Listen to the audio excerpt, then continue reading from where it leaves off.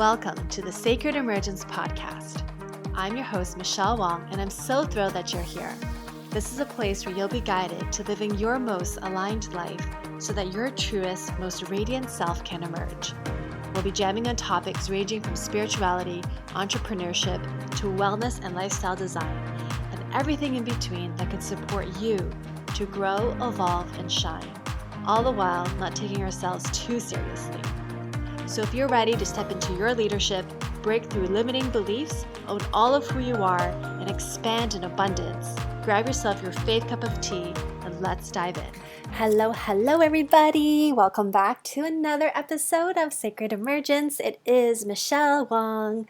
How are you? I am recording this on the first day of spring for those who are in the Northern Hemisphere. Happy spring and happy autumn for those in the Southern Hemisphere.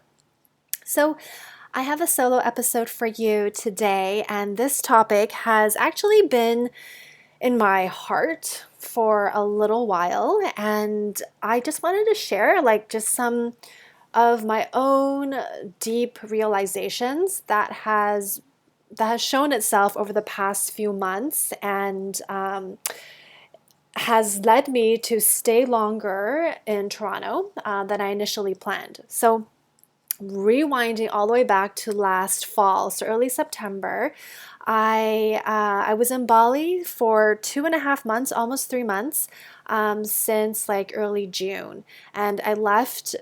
I think within the first week of September, so all the dates aren't as clear in my mind anymore. But I left Bali and then decided to spend a week in Istanbul.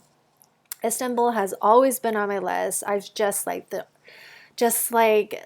architecture and the history, and I was very drawn to that and always wanted to go visit. So I went by myself, and I don't know if I shared it, but that trip really exhausted me.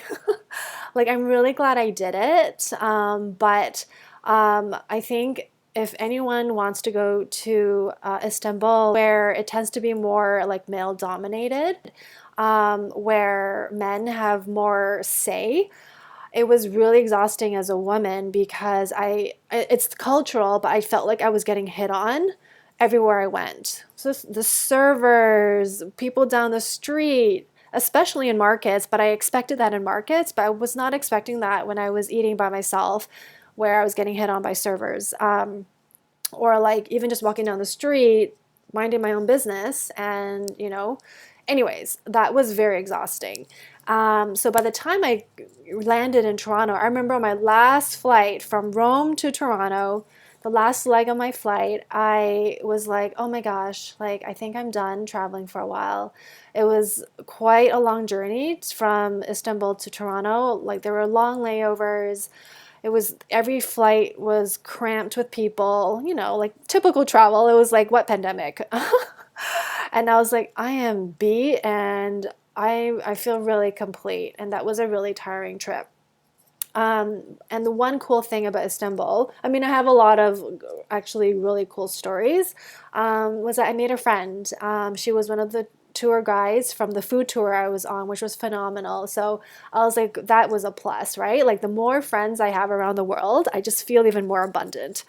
But anyway, I remember that when I announced on the socials that my next phase of traveling was planned, I was still in Bali at that time. I announced that I was going to Istanbul and then hitting Canada. A part of me felt like, and this is what I wanted to talk about today. I really wanted to talk about authenticity and performing, I should say. When I announced that I was visiting Canada, a part of me felt almost like it wasn't good enough. I should have chosen a place that was more exotic, a place that was more interesting. And it's so funny because it's all perspective, right? I grew up in Canada until university, and then I went down to the States. But it just didn't feel as exotic, right? But I'm sure for those that live in other countries, Canada would feel equally exotic. So it's very all relative. But I just remember feeling oh my gosh, it's not exciting enough, and what will people think? And I realized that I tied my identity to like this adventure vibes, and this is how I was going to attract people. And so when I decided to stay a little bit longer in Canada, I was like, oh my gosh, like I'm going to start losing people because it's not as exciting or adventurous anymore.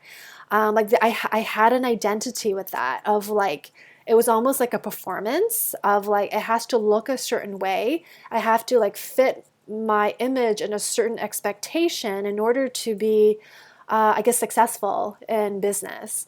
And I really had to sit down with that and come to my own self, and be honest with myself, and just being like, oh my gosh, like, am I traveling for an expectation, like an image, or do I really, really want to travel? And I loved my travel adventures last year. Like, I loved it. The connections, the friendships, obviously the adventures. And I feel like that chapter has just temporarily just closed as I am rebuilding this next phase. And it doesn't mean I'm not going to travel. I love traveling, like always on the list. But it's the how of how I'm going to travel that's going to change, and I'll share more about that. And this does tie into human design and environments. So I'm not sure if I've shared this in other episodes, but in human design, there is the environment. So each of us have our more ideal environment, and it's not necessarily to be taken literally, right? There's 6 environments in human design, and each environment has a different flavor of how you express yourself in that environment. And I'll share mine. For those of you who are interested in learning more, feel free to reach out, or the easiest way to learn about your environment. And I do want to, I'll share it at the end. There's a caveats to this. So it's like, proceed with caution, right? But I will share that for myself, my ideal environment is caves environment. And the thing about caves environment is all around safety. If you think about a cave, it's like, it's very enclosed space, one entrance, one exit. It's the same entrance, same exit. And basically, how caves people, like to be in their caves environment is being able to see what's happening, right? Most caves people do not like their back against the door. They do not like to be spooked upon. I mean, nobody likes to be spooked upon, right? But there's something innately jittering within the nervous system of a caves environment person, where if someone is crept up behind and you're a caves environment, it's just very unsettling. And so the thing about the caves environment, a lot of it is like the hominess, the coziness, the feeling of safety, which, if you think about that versus the adventures of going out to explore, it's a very different feel. And when I got real with myself of, okay, like what is my ideal, right? So coming back to my authority in human design, I'm an ego authority. So a lot of it is based on, what is it that I want? What is it that I desire? And yeah, permission to be selfish. If I have to like look at like my deepest, truest desire, I really want like a home base. Like I want my own home. I want my own house. Like a cottage feel, it doesn't have to be big, like just a nice, cozy home that sits by the water, by the trees, and just like to have peace there. That would be my home base. And to know that I have access to that, right? Anytime, like I can always come home. And that was the thing I loved about like wherever I stayed, right? When I was in Mexico, I loved my apartment because like I would go to the beach, walk around by the beach, and even on my way back to my home. My favorite part, I mean, I love the beach, I love the ocean. I woke up early, I saw the sunrise, just like loved it. But there was something about coming home that felt very grounding in my body. And it's almost like I want to go out just so that I can experience coming home and that feeling of safety. And the apartment that I had in Mexico, it was so good. It was very solid. And the soundproof was excellent. I remember coming home one day, And the neighbor across the hall, so to speak, next door, they were like having a party and there was loud music. And I was like, oh my gosh, I hope that doesn't disturb me. But once I closed the front door and was in my apartment, it was quiet. Like I heard nothing. And I was like, wow, the soundproof is excellent. And that felt like just the lack of noise felt just so secure, right? And it's like, it's that energy that really, really nourishes me. So when I look at the bigger picture of, do I want to have that digital nomad lifestyle? I appreciate what it brings, but if I had to choose, I would always choose a home base. And what feels actually very juicy is having a home base, and then a few months out of the year I can travel, right? Knowing that I have a home base to come back to. And that feels very grounding, very supportive. And that would be my next chapter of like, I wouldn't mind spending 1 or 2 months, maybe going back to Bali, or even like, if I end up situating in Seattle and owning my home in Seattle, when in the dark, damp, winter, rainy days of Seattle, I would probably take a few months off, right? And go somewhere warm. But it's like having that home base. And I really had to get real with myself. But anyway, so I really had to come to like terms with what does all of this mean, and realizing that I was being conditioned, and this wasn't even something I was aware of until I got like, until I started like thinking about, okay, well, what is it that I really, really want? And like tying it back to my caves environment of like what feels really good, that I realized that I was starting to be conditioned and following into this like narrative that in order for me to be successful in my business, it has to look a certain way, right? It was almost like I was performing, and which is very tempting to do when you put a beautiful post out of, you on the beach and you get lots of engagement. It feels really good. And that in terms of like what I want to create, it's more of an internalness, right? Like I'm all for taking the risk and the big, bold adventures. I'm so for that. As long as it's aligned with what is true to ourselves. And I'm not saying that me being on the beach wasn't true. It was just that I was trying to fall into this dialogue, this internal narrative that me being back home in Toronto wasn't good enough, which is so not true, right? And it really, like, it was at that moment that I realized, like, oh, wow, like, what's true for me, and what can I, like, what's that internal voice dialogue that is like, it's like, who am I trying to impress here, right?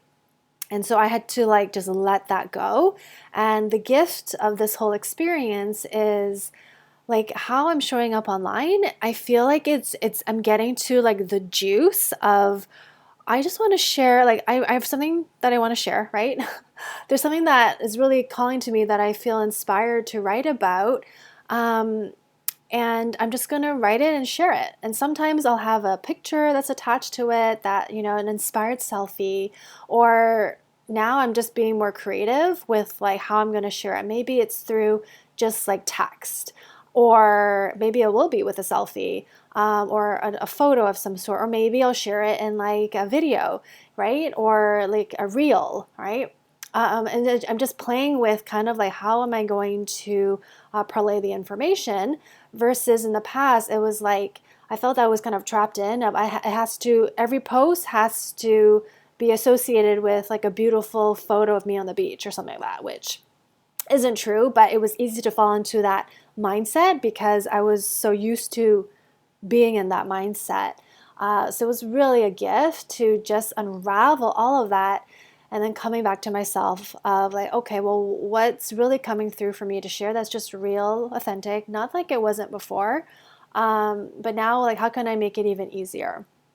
And so that has been a blessing. So anyway, that was what I wanted to share with you today. And I did promise for those of you who are wanting to learn more about your environment in human design, and I mentioned there's a caveat. So the thing with human design, it's really around experimenting and embodying, which requires time and practice. And I always tell people, and this is in my work as well, really practice your strategy and your authority, right? Understanding, your aura is important. And when you can follow that, then things naturally happen, right? The opportunities that are coming to you is quote unquote the correct ones, right? The ones that can really move you forward and just like light you up, rather than looking for information after information after information, which it's not really helpful if we're just, I call it like endorphin hits, right? It's like, ooh, ooh, ooh, and then we don't do much with it.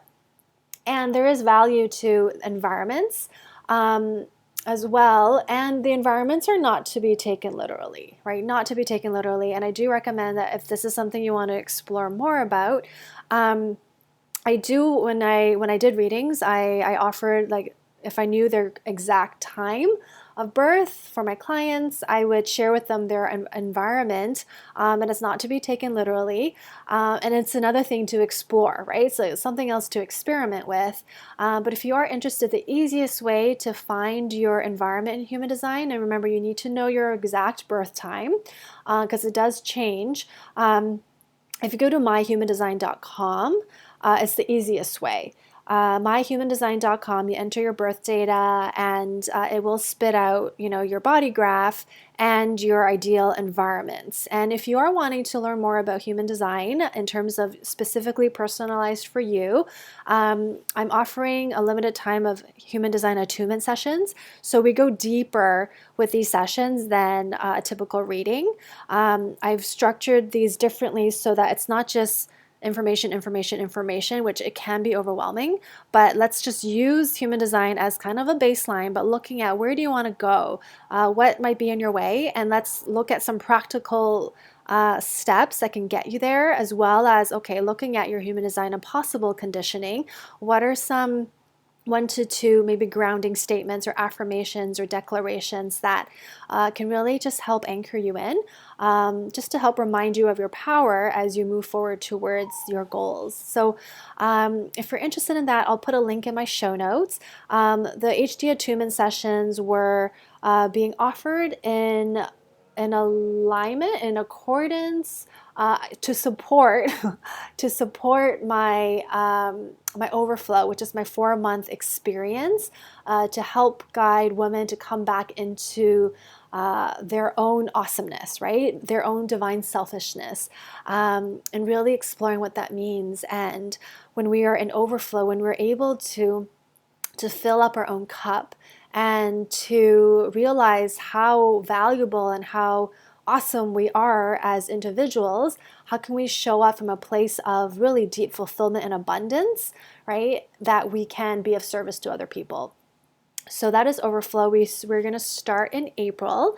So if that is calling to you, I'll also put info in the show notes. But for those who are interested in the HD attunement sessions, if you are wanting to do overflow, you can apply the payment for HD attunement towards, you can use that money and credit it towards the overflow. And because I've decided to change the pricing, because this is my first round of it, I wanted to make it more accessible, and I've lowered the number of spaces for it so that it could be a little bit more intimate. So the pricing is substantially lower than what I was originally offering it. It'll be under $2,000 US, regardless if you pay in full or if you do a 4-month payment plan. And for those that require a longer payment plan, happy to accommodate. But yeah, so if any of this speaks to you, don't hesitate to reach out. You can DM me in Instagram or on Facebook, and I'll put links in the show notes. And yeah, so thank you so much for tuning in. Wishing you a beautiful day wherever you're at, and lots of loves to you. All right, see you soon. To help you feel more supported and nourished in your body and nervous system, you're invited to download the free I Am Supported meditation in the show notes. May you feel grounded in who you are as you become the fullest expression of yourself. Thank you for listening to the Sacred Emergence podcast. Make sure you subscribe so you don't miss an episode, and thank you in advance for sharing with those who can benefit. Until next time.